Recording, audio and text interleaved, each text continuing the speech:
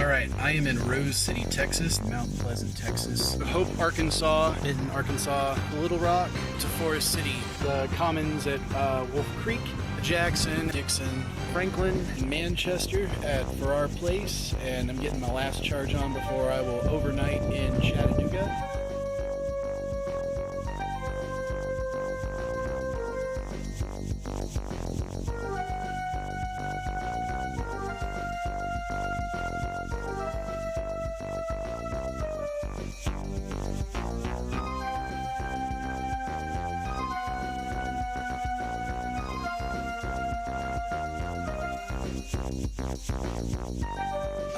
As you can see behind me, this is a pull-through site. So this is actually a really convenient setup for vehicles with trailers.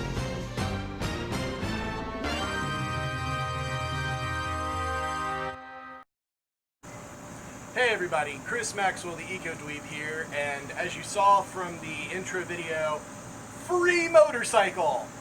Free motorcycle! I got a free Zero FXS and all I had to do was go to Texas to get it. So how did I get a free motorcycle? I have a buddy who is moving back here from Dallas, and he co-signed on this with a friend of his, and the guy rode it for a while, and then the drive belt started fraying, and he told me that there's some bad weld, something about how the motor, it doesn't line up correctly, and so that's causing wear on the belt, and that's why the belt frays.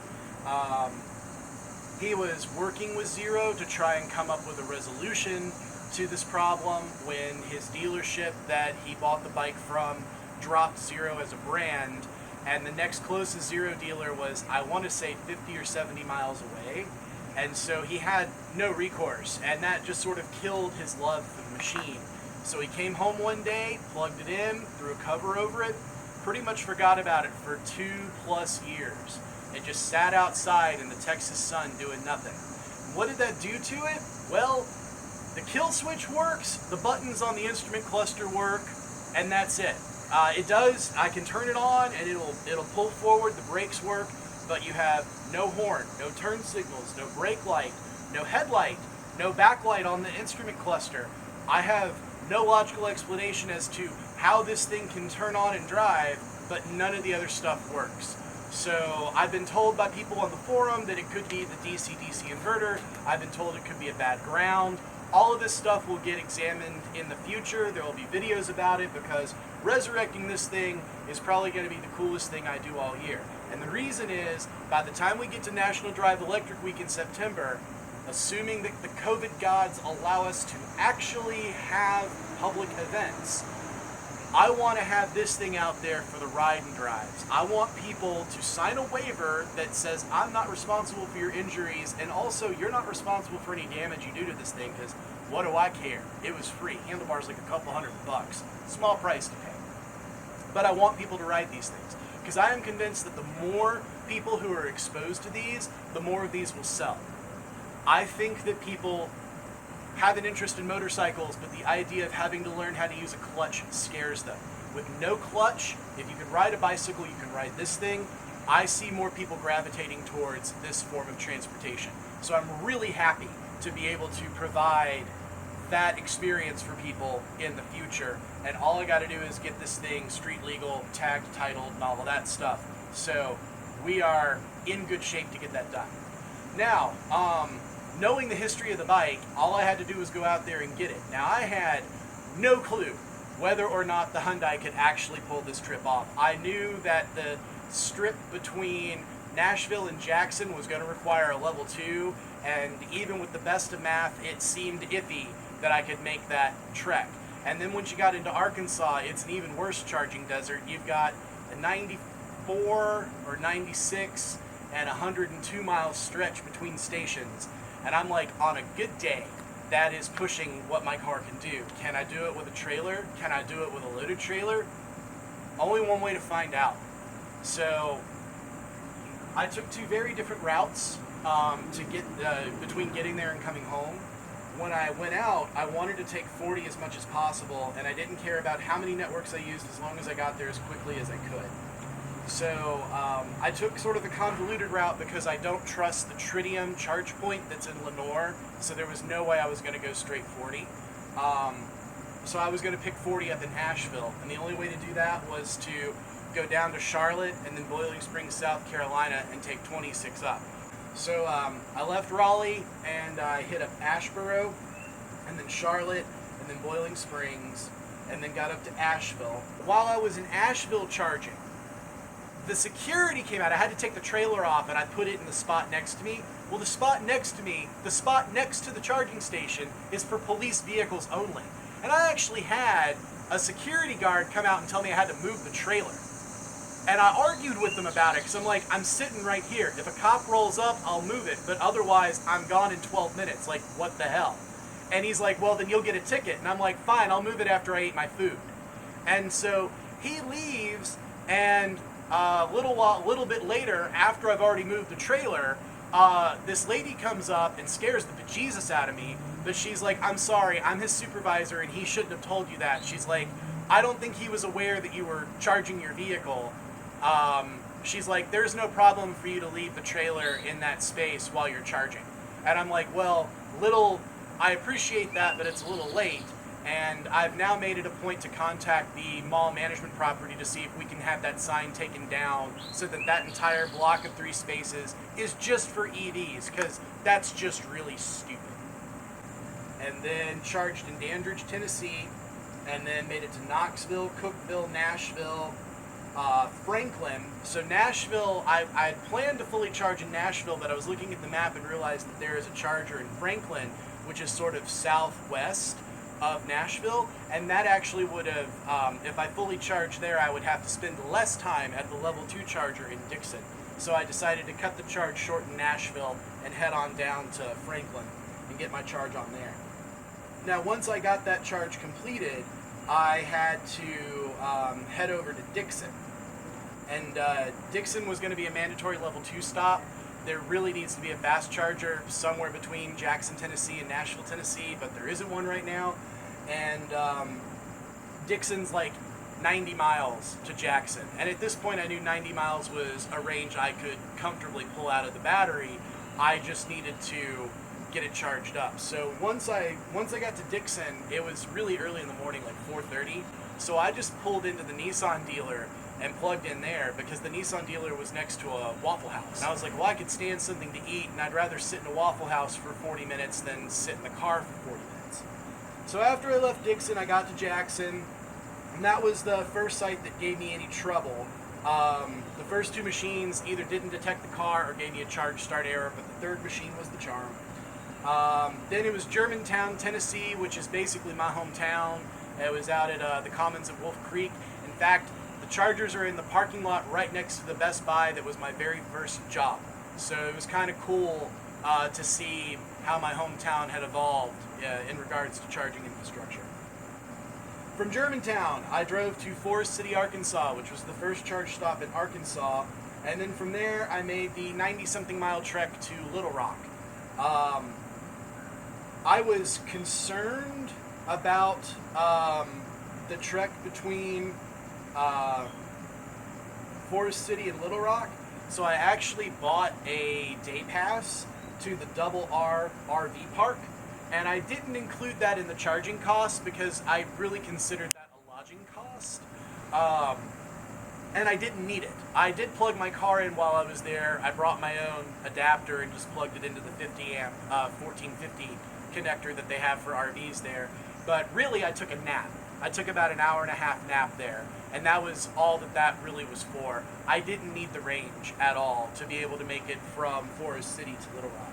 So after my nap, I hit the road again, made it to Little Rock, charged up there, and then made it to Hope, Arkansas, which I want to say that stretch is the 102-mile stretch. So from there, once you leave Hope, you get to Mount Pleasant, Texas, and that's your first charge in Texas, and then Rose City, and that's your last charge stop before you get to Dallas. And if you follow me on social media, you saw I was being very coy. I'm going on a trip, but I'm not telling you where. I'm going west, but I'm not telling you where. And I didn't reveal where I went or why I went until I laid hands and eyes on this machine and posted a picture to Instagram. So, getting out there, I wanted to get there as fast as possible. I'd planned to stay until Friday, and I was going to kind of take my time coming back. I was going to spend Friday, Saturday, and actually get home on Sunday. I'd planned to stay Friday night in Memphis and Saturday night in Chattanooga, and then I would come home on Sunday. But the weather said that's not how it's going to play out. So, of course, it's hurricane season, and while Dallas is pretty far away from the coast, the wind and the rain from hurricanes still impacts them in the same way that Asheville gets impacted by hurricanes that hit the North Carolina coast.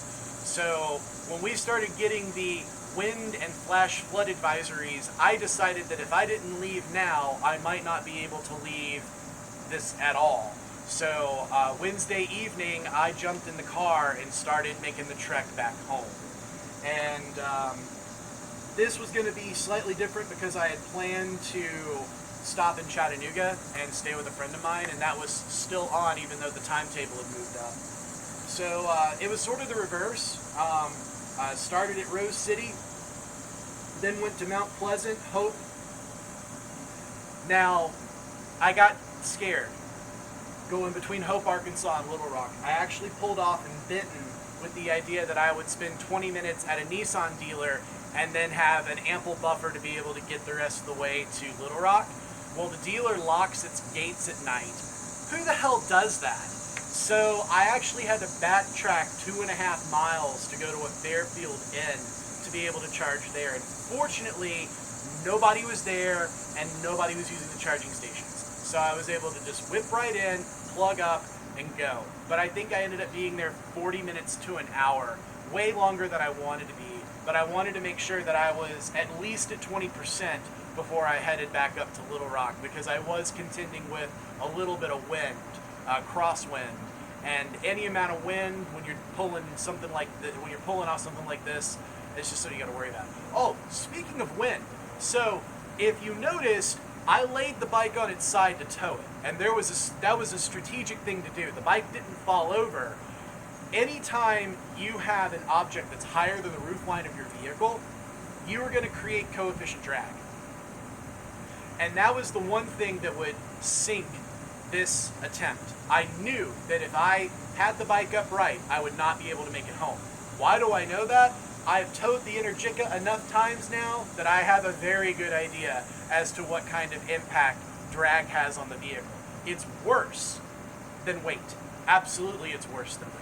So by laying it on its side, I dropped the entire load below the roof line of the car, which meant that all I did was add the 650 pounds weight between the bike and the trailer.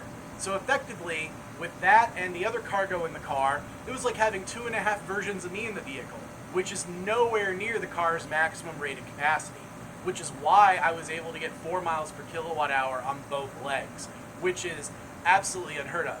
Now, to be fair, I also never went above 55 miles an hour. And pro tip, if you're going to be going slow in a 70 mile an hour zone, even in broad daylight, put your hazards on. The truckers will thank you. So anyway, once I got to Little Rock, I charged up there, and then I was able to drive straight to Forest City with no worries. And from that point forward, it was pretty much, old hat trick. Germantown, Jackson. But this time when I got to Dixon, I charged at an electric cooperative's office instead of the Nissan dealer, because I was getting there in the middle of the day. And I figured the electric cooperative, one, nobody had checked into it in a long time, and two, it would probably have better parking than the Nissan dealer. And my only other option was a Fairfield Inn. So I went there, and that's actually the one and only time I interacted with anybody. I had a guy with a Honda CRV that had a wood front bumper and was towing a trailer pull up and ask me questions about my trip, about the hit and range, about coefficient drag, about everything involving towing with an electric vehicle. And the reason he was asking those questions is he's considering buying a Chevy Bolt because he knows he can get a hitch for it, but he just wasn't sure if he would be able to do a couple trips that he does every year pulling a boat. And I was like, yeah, dude, no problem. You should be perfectly fine. If I'm pulling this off and you just got a little aluminum pontoon boat, no problem. So Once I left Dixon, I got to Franklin, and then this is where the route changes. I started going south to go to Chattanooga. So once I left Franklin, my next charge, and actually my last charge for this leg of the trip, was in Manchester.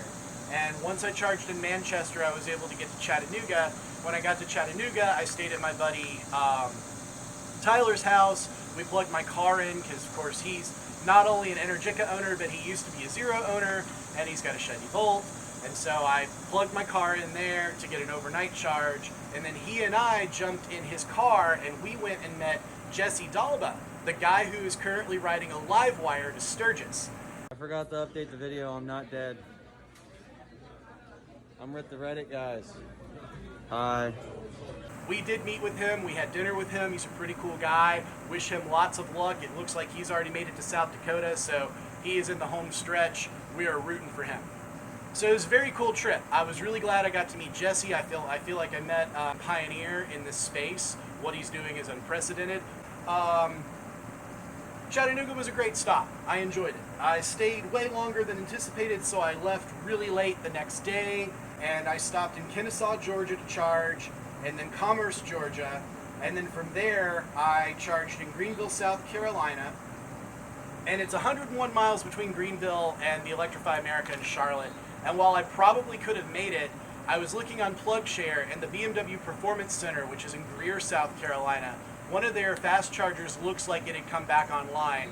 I had seen activity in the ChargePoint app, and I saw somebody had made a check-in on PlugShare, but it wasn't, that one check-in wasn't enough to correct the PlugShare score. So I decided, okay, if I stop there and top the battery off, I will definitely be able to make it to Charlotte.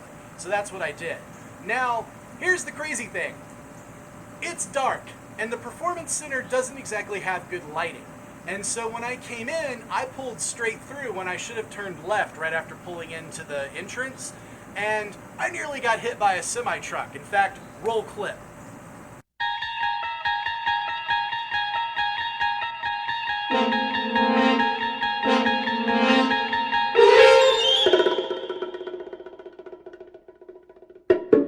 Crazy, right? I mean, holy hell. So I turn around and leave and then come back, and I slow up and I see, oh, the visitor parking's over this way, so I go there.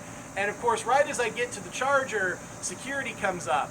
And the guy's like, can I help you? And I'm like, I just need to charge so I can get home. He's like, oh, okay. He's like, oh, you must have been lost earlier when you came around the other way. I'm like, yeah, sorry about that. He's like, oh, it's no big deal. We just wanted to make sure you were okay. And he's like, please don't walk the grounds. Do stay with your vehicle. He's like, but, you know, get as much charge as you need, man. Have a good day.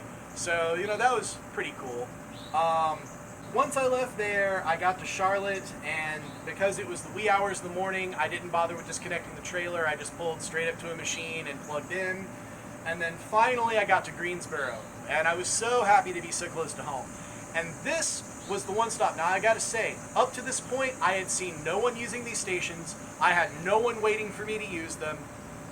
Literally, I was the only person there. Alright, now part of that's because a lot of this trip took place at night, but even during the daytime, I had more of a problem with icing in Little Rock than I did with people using stations. So I get to Greensboro, and I'm sitting here thinking, I have done this entire trip and not run across another EV. Nobody has had to wait for me.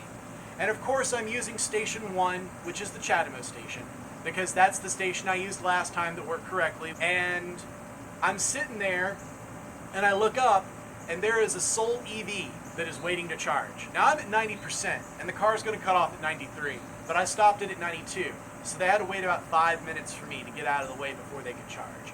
Now, next time, I probably should try one of the CCS units, but this was early enough, or rather, late enough in the day that the Walmart was open, and I did have to contend with traffic. So I just wanted to get in and get out as quick as possible. So, let's see. That's pretty much it. I'm really glad that I did it because I've got a bike and I'm happy about that. Plus, some more of my friend's stuff has moved to this coast, so he is one step closer to being my neighbor, which makes me really happy.